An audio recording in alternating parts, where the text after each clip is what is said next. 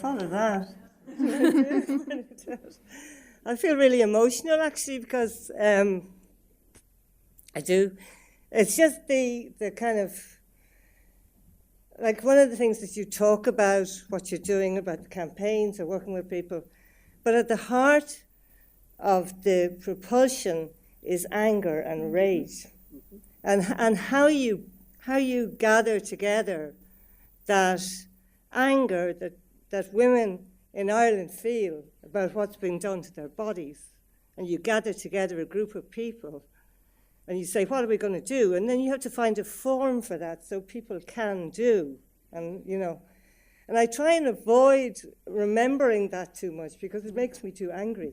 So I have to kind of keep doing. So what I'm going to do today is I'm going to do a gallop through the kind of history of the artist campaign, which I was one of the founders of. So this you probably know is the banner from the campaign. I'm going to call this stuff branding because that's what we call it, even though people hate the word branding. It's just the word that's used. And all of the design for the campaign was done by Dara O'Toole from Persuasion Republic, and he did all of the work for nothing, which is virtually unheard of in terms of design work. So the campaign came out of a meeting that myself and Paula Meehan, the poet, and Esna Jordan, a visual artist, and Alice Marr, visual artist, were all friends for about between 35 and 40 years. We've all known each other. And we all campaigned against the Eighth Amendment in 1983. I went canvassing door to door, and my partner nearly got beaten up. It was like a really bad time, but we all did canvass against it. And then it was put into the Constitution, obviously. Time went by. It was always there, bubbling away under the surface. And coming up to the vote for the marriage referendum in May 2015, we were at a meeting together just about something else in February. And we were in the pub afterwards, and I said, I think we should start an artist campaign, for repeal.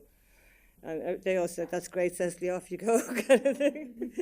So to start, we wrote a statement, which we sent to 250 artists that we knew personally, asking them would they sign the statement. And you can see it on the website. I'm not going to read it, but basically the heart of it is that we're expressing our outrage at the way in which women have been treated. We feel that the law has to change, and that what we want repeal, or what's actually now talking removal of the Eighth Amendment from the Constitution, and for our elected legislators to legislate for abortion and reproductive rights in Ireland. So get it out of the Constitution, get it away from that log jam, and let's have people stand up as elected representatives and represent the electorate properly. So we had a press conference in Boswell's Hotel, which was terrifying. We'd never done anything like that before. So here's Ethna on the left, me, Alice, and Paula. You probably know Alice and Paula from photographs. And because we had some high-profile signatories, as Lian was saying, which are very important when you're trying to get publicity for a campaign, we got quite a lot of publicity. There's Cillian Murphy, Ed O'Brien, Anne Enright, John Boorman. I mean, Cillian Murphy is the equivalent in Irish terms of Meryl Streep. He's also very beautiful. So there's one with Cillian Murphy. So at that stage, it was like, okay, we have this statement, we had the press conference, we have, there is interest in the idea of this campaign.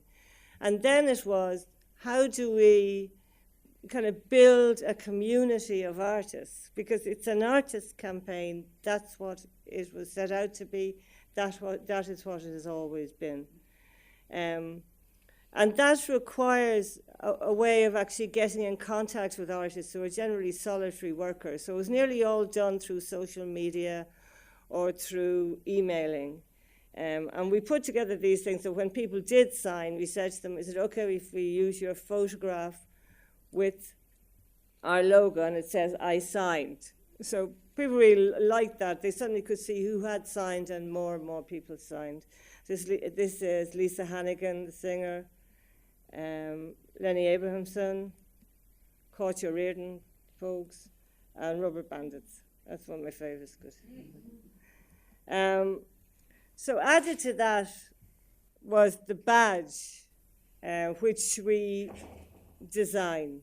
And it was, I think, this badge here, quite an effective image, just crossing out the 8. And it became very popular.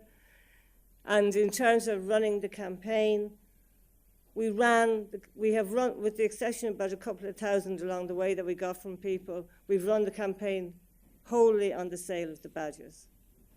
So we got the badges into 30, 35 venues around the country. And they sold. And you know, you don't make much money out of them, but you make enough to have money coming in. And people would send in photographs of themselves wearing the badges, which we would post on social media. And then there was the kind of lovely, sideways thing that happened. This woman's hat is one of my favorite things from the whole campaign. People started making hats and making jackets with the symbol on it, and you know, and nothing was planned. You just see somebody, like these two guys at the last march who have the symbol on their faces. So it became recognized as being the symbol of the campaign, really. And obviously now we hope that the Together for Yes badge will become the badge of the campaign. So that was the kind of moving outwards kind of thing, making people know about the campaign, attracting their attention, asking if they wanted to sign, would they march with us, and all that kind of thing. But at the same time, we were doing on social media, trying to get people to write to their TDs, to register to vote, all of the things that would have to happen when so for example, with the Citizens' Assembly, which when it was put in place, we were completely scathing about, as everybody knows. Everybody was we just thought it was complete whitewash, kicked the can down the road, waste of time. But of course, when they voted at the end, we were all going, no, that was great, that Citizens' Assembly was a really sensible idea. And Kenny's, you know. What prescience, you know. So anyway, so we were delighted about that. But we did actually say, okay, it's there, it's happening. We have to have as much of an input as we possibly can. So we wrote to all the signatories and we said, you know, if you can write two or three sentences of your own, if you feel you can't do that, here's a template, here's a letter that you can send in. So at least they were getting loads of stuff from the campaign. And again, write to your TD. So all the time we were marching. So then the campaign had got kind of larger. They'd gone from being 4 of us to about 12 people who were very involved. And I thought it was very interesting what you said. I have learned there's a difference between people who are supporters and people who are activists. You know, it's quite easy to get a lot of supporters. It's very difficult to get a lot of activists, you know, and get people who are going to stay with it. But at this stage, we did have quite a lot of people, and we started talking about other things that maybe we could do. And 2 particular kind of projects came out fairly naturally out of the conversation. And the one was, you may have seen these, the banners that a group of activists in the camp. Have people seen these? Maybe walk. The group of activists made. This is Alice, Anya Phillips, Rachel Fallon, Breda Mayock. And they made these big banners. They did a lot of research. They went and looked at trade union banners. They went and looked at the unionist banners. They went to the suffragette banners, the whole thing. The idea of having these beautiful things. This one's called Dragon Slayer. As you can see, she's slaying the 8 with her sword. It says repeal now. And somehow they had a really positive effect, I think, because they were carrying a very straightforward, quite simple message, but they were also incredibly beautiful. So people, including us, were really empowered by them. I mean, I played no role in making these banners. I didn't do anything, so I can't take any credit for them. But as the kind of, they were just empowering as objects. And you can see a kind of whole load of them here on this. Was 1, 2, 3, 4, and these ones at the front of the P, they spell out repeal as they walk along beside each other. And I had to put in Robbie, our drummer, who drums at the marches, Robbie Mayock. So you can see the placards with the symbol. So that was one strand of work, and in many ways they were the kind of makers in the campaign who were more makers than others. And the other one that I was really interested in was organising a day of testimonies in the Project Arts Centre, where the day would be focused on women's voices, women's stories in various different ways.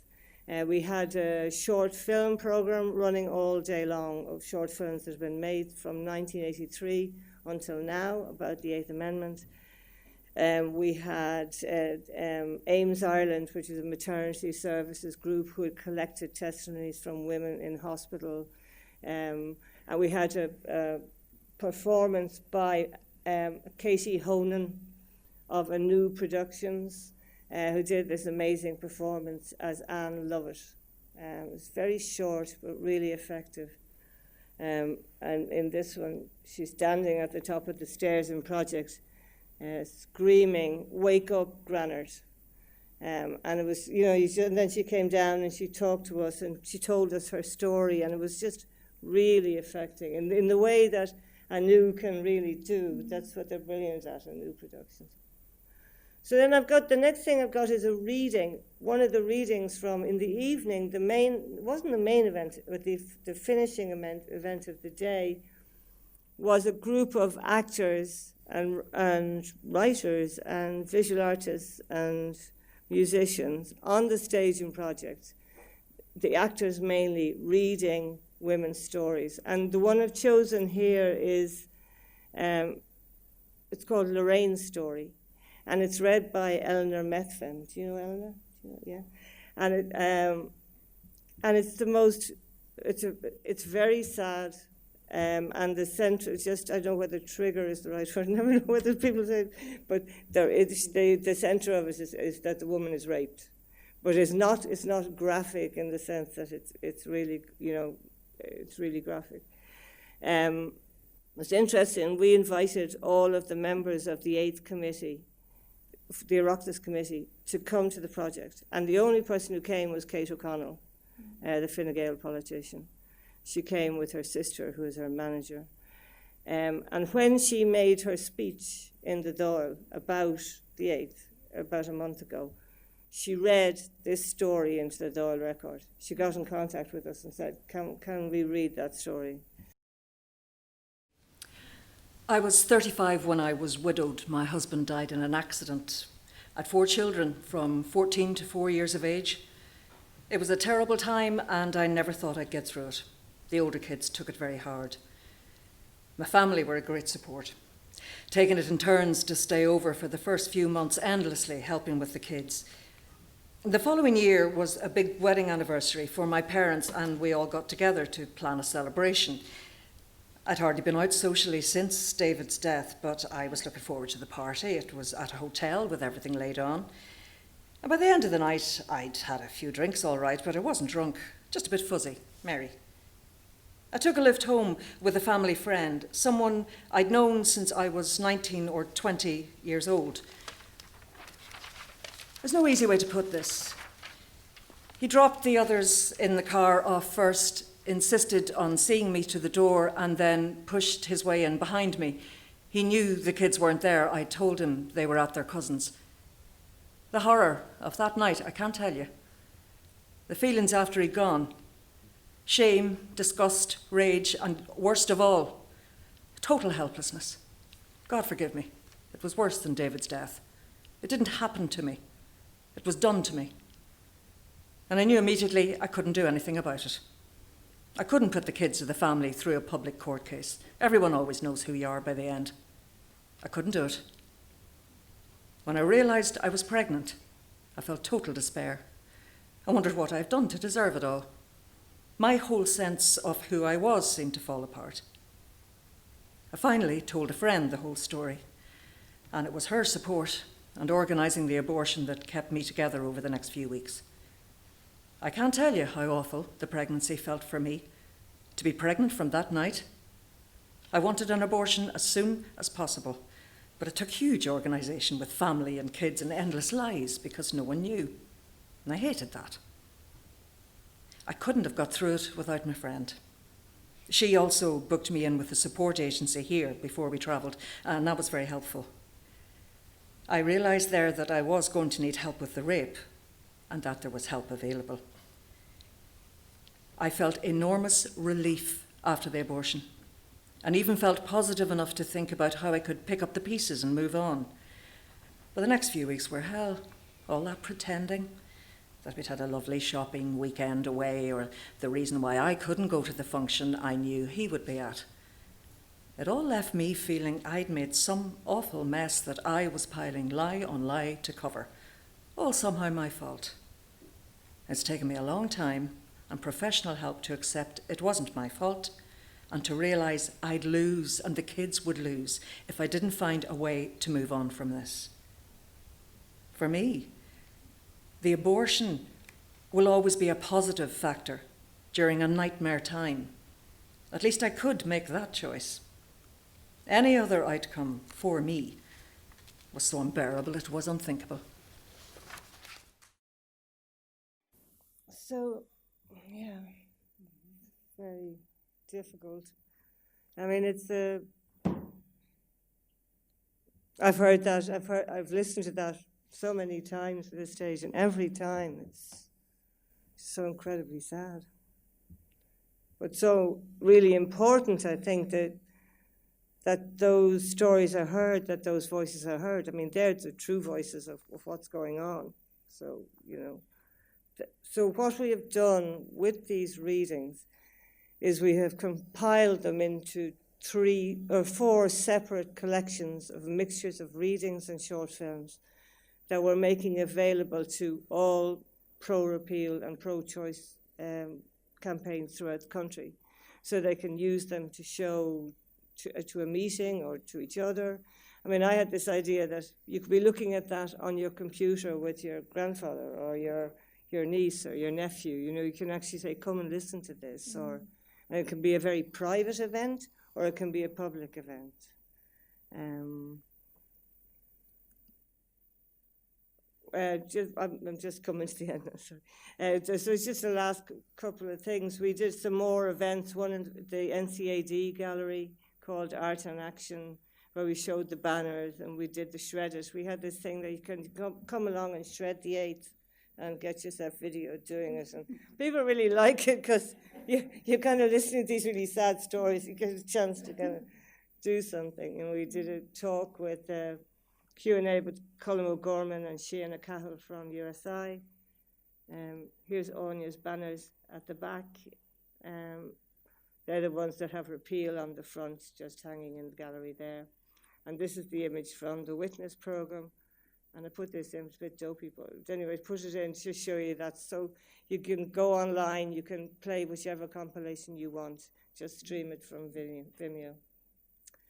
So I think that's, I think I'm okay, not too bad time-wise. I think that I hope that gives you an idea of how the campaign came about and and I was always a troublemaker as well.